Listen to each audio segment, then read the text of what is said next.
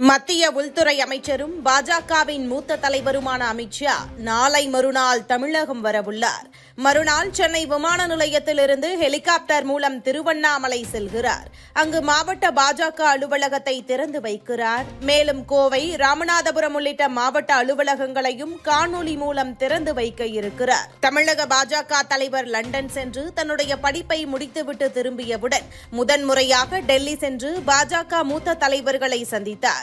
அப்போது உள்துறை அமைச்சர் அமித் ஷாவை சந்தித்தவுடன் தனது படிப்பு சம்பந்தமான அனுபவங்களை பகிர்ந்து கொண்டதுடன் 2025இல் பாஜக எந்த பாதையில் தமிழகத்தில் செல்லப் போகிறது என்பது குறித்தும் விளக்கம் கொடுத்தார்.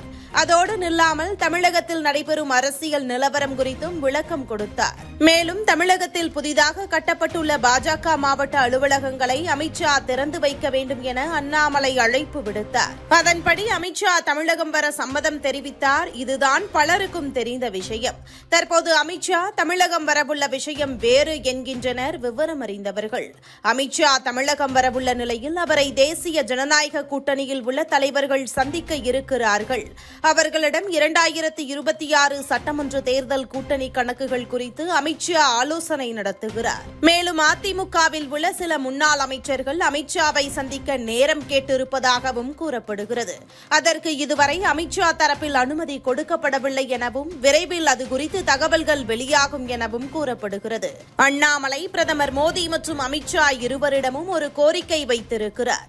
அதில் வருகிற 2026 பாஜக சார்பில் போட்டியிடும் வேட்பாளர்களை முன்பே தேர்வு செய்து அவர்களை தொகுதிக்கு அனுப்ப வேண்டும். அவர்களை சட்டமன்ற பொறுப்பாளர்களாக நியமித்தால் வேலைகள் நடக்கும். பாஜக வேட்பாளர்கள் தொகுதி மக்களிடம் அறிமுகமானால் மட்டுமே வெற்றி வாய்ப்புகள் இருக்கும்.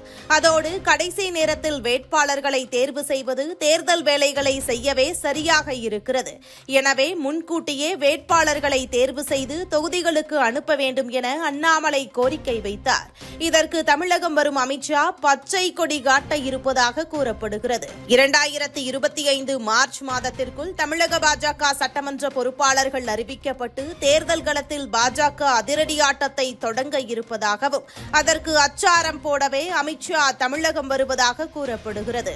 அண்ணாமலை தொடங்கிய எண்மண் எண்மக்கள் யாத்திரையை அமித் ஷா ராமேஸ்வரத்தில் தொடங்கி வைத்ததும் குறிப்பிடத்தக்கது. இதுபோன்ற முக்கிய நிகழ்வுகள், அரசியல் தகவல்களை ஆழமாக மாறுபட்ட கோணத்திலும் அறிந்து கொள்ள மறக்காமல் உங்கள் TNS24 டிஜிட்டல் பக்கத்தை பின்பற்றிக் கொள்ளவும். உங்கள் ஒவ்வொரு ஆதரவும் இதுபோன்ற பல நிகழ்வுகளின் பின்னணியை அறிய உதவும்.